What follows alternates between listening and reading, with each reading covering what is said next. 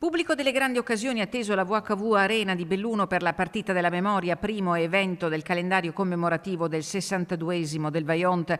Il 15 settembre alle 18:30 lo spettacolo sarà assicurato e ai massimi livelli. In campo le Pantere di Conegliano della Prosecco Doc Moco Volley contro le Pink Panthers della CDA Talmassons Volley. Siamo felici di riabbracciare la Prosecco Doc Moco Volley Conegliano perché è sicuramente la squadra più forte al mondo e quindi per noi è un onore e un orgoglio poterli riavere qui dopo l'esperienza a Longarone nel 60esimo del Vajont. L'abbiamo voluta richiamare la partita della memoria per unire, diciamo così, che lo sport possa anche contribuire a non dimenticare. E sarà una partita che andrà oltre il risultato per sottolineare il valore del ricordo e la forza della comunità. Giambattista De Mari, dirigente del team di Conegliano. È una società di altissimo livello.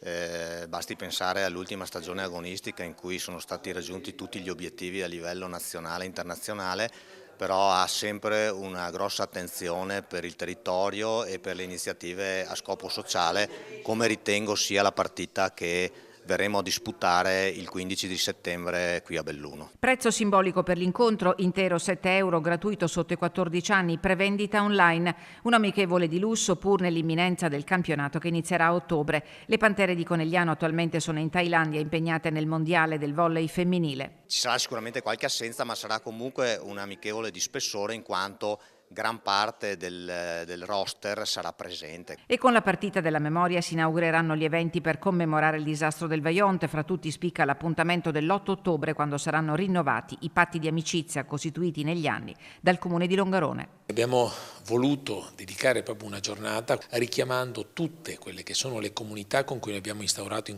negli anni, nella nostra storia, patti di amicizia o gemellaggi, sia legati alla comunità di Longarone, sia quella di Castellavazzo prima della fusione, in modo da veramente riabbracciare. Saranno circa una ventina, quasi tutti hanno dato la loro adesione.